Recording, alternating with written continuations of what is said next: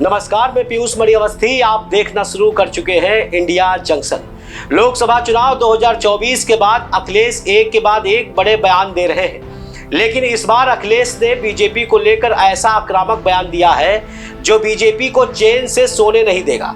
भाजपा कार्यकर्ताओं के बढ़ रहे हौसले और दबंगई पर दिए गए अखिलेश के इस बयान से क्या इस बार बढ़ सकती है अखिलेश की लोकप्रियता? क्या है अखिलेश के बयान के मुख्य कारण?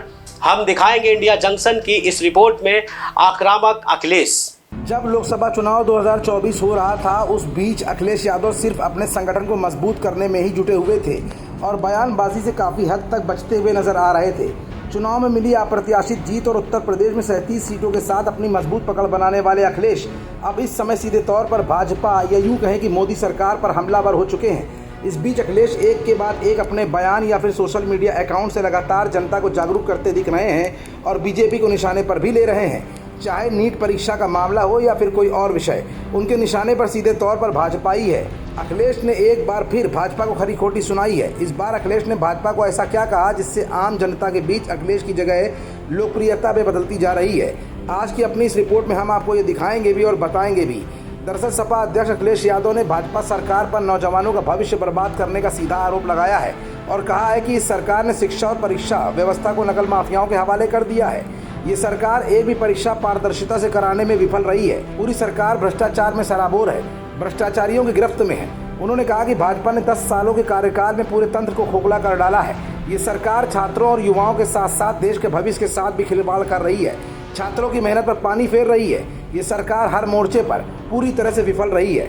अखिलेश यादव ने यह भी आरोप लगाया कि भाजपा की सरकार पूरी तरह से झूठ और लूट पर चल रही है और महंगाई बेरोजगारी चरम पर है, कानून व्यवस्था पूरी तरह से ध्वस्त है, पूरे प्रदेश में सूदखोरों का आतंक है।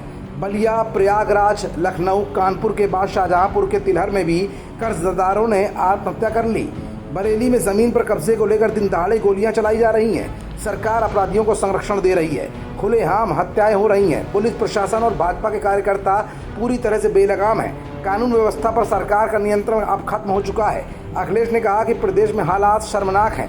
लोकसभा चुनाव में पराजय के बाद जिस तरह से प्रदेश में कन्नौज, फिरोजाबाद और अलीगढ़ में प्रशासनिक विफलता की वजह से हत्या और फसाद हुआ, वो काफ़ी निंदनीय है।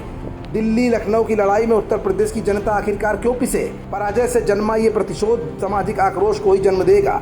इससे किसी का भला होने वाला नहीं है। इस समय अखिलेश एक के बाद एक अपने सदे हुए बयान से न सिर्फ बीजेपी को सोचने पर मजबूर कर रहे हैं, बल्कि आम जनता के बीच में खासा लोकप्रियता भी हासिल करते जा रहे हैं। जनता से मिली लोकप्रियता का शायद यही असर था कि अखिलेश 37 सीटों के जीतने के बाद देश की तीसरी सबसे बड़ी पार्टी के मुखिया बन चुके हैं और अब आने वाले 2027 के विधानसभा चुनाव की बिसात बिछाने में पूरी तरह से जुट गए हैं। खबरों से जुड़े रहने के लिए सब्सक्राइब करें हमारा चैनल इंडिया जंक्शन।